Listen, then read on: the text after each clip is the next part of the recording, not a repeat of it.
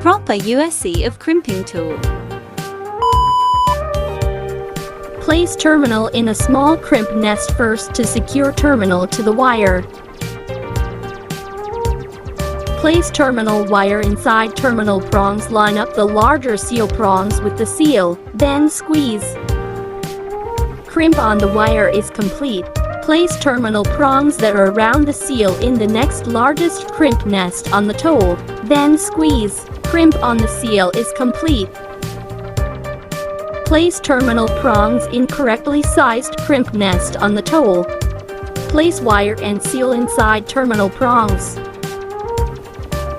Then squeeze. Crimp on the wire and seal is complete at the same time. Place terminal in correctly sized supporting block hole.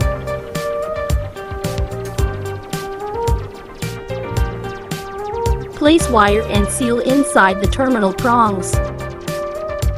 Then squeeze.